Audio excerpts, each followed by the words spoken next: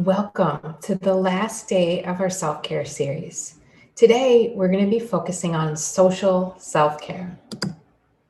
Social self-care is all about connection. This includes fostering relationships with family, friends, and our community. Connection is so powerful. Connection is about how we honor and respect all life and the love we have for all beings. Almost every attribute of our potential is interconnected with others. Harvard researcher Sean Aker did a study of Harvard students exploring happiness and also potential for success. In this study, individual attributes had almost no impact on performance and success later in life. He looked at SAT scores, money, even number of Facebook friends. None of these individual predictors had any connection to performance and success. Social connection, however, was the one exception. Social connection was the greatest predictor of thriving both personally and academically. It was also the greatest predictor of success in a career post-college. Aker says your success, your well-being, and your performance are all connected to that of the people around you. We do better when we act in connection. The Framingham Heart Study showed that having healthy individuals in our community or our network actually increases the chances that we ourselves will be healthier. Studies of the Framingham Heart Study also showed that having happy individuals in your network increases the potential that you yourself will be happy. Additionally, those who are socially connected live longer. And this fact is true across age, across sex, and across different health statuses, causes of death. It doesn't matter. Those people who are connected live longer lives. Personality, creativity, energy, engagement, leadership, even sales performance, these are all predicted by who you surround yourself with. Brene Brown says, connection begets connection. As a matter of fact, we are wired for connection. It's in our biology. From the time we are born, we need connection to thrive emotionally, physically, spiritually, and intellectually. Connection is really important. It sustains us, and who we spend time with matters.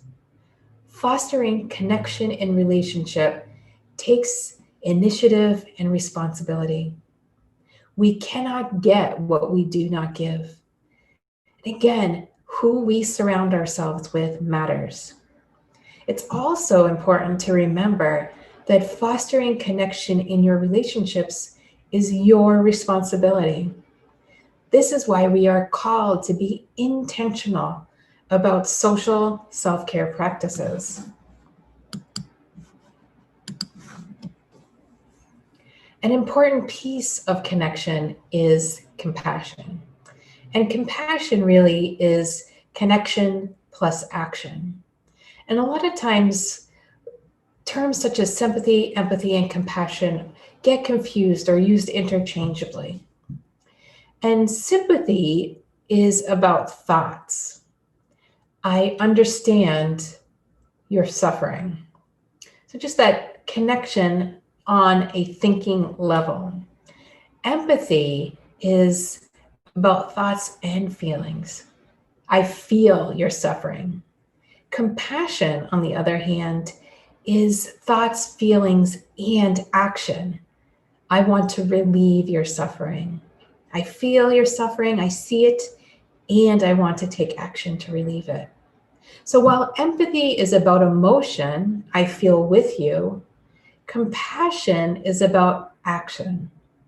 I connect with you and I want to help. With empathy, we can sometimes get caught in the emotion of it. We may not know what to do, or the emotional toll that it takes on us may lead to inaction.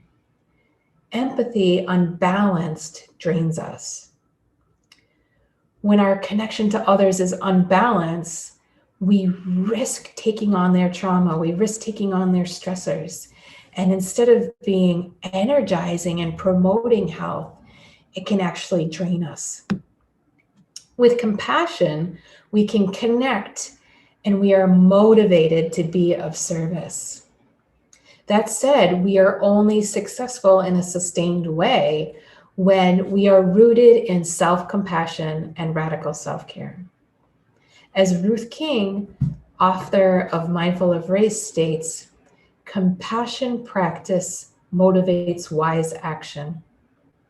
This is why practices like the loving kindness meditation or metta are so important and impactful. Our current world can feel very isolating and disconnected, certainly not in support of social self-care. However, centering compassion and kindness allows us to realize that we may remain integrally connected even in the most challenging of circumstances. So for our final prompt, we are going to focus on connection. It is said that you are the average of the people you spend the most time with. Let me say that again. We are the average of the people we spend the most time with. So ask yourself, who are you spending time with? Are your connections serving your purpose? Are they in line with your true nature and who you want to be? Do the people you spend the most time with feed your soul? For today's action prompt, I want you to intentionally reach out to and connect with someone. You might connect with someone you have not connected with in some time. Or you might make a point to intentionally spend uninterrupted quality time with your partner or your family. There is no right or wrong way to do this prompt. Aim to connect with someone who feeds your soul. After you spend time with this person, notice how your reaction is. Notice how you feel. Take inventory of how the interaction impacted you and how it made you feel. Again, as in the other prompts, you may want to journal about this, or you may simply want to sit and reflect. But make sure you take the time to reach out and connect. Connect with somebody who will feed your soul. And going forward, think about inviting social self-care and the practice of connection into your life in a more sustained way. It's certainly something we all need a lot more of now in these current times. Thank you all, and I hope that this practice has been helpful and that you can go on to commit to daily practices of self-care that will help you live in alignment with your true self. Thank you.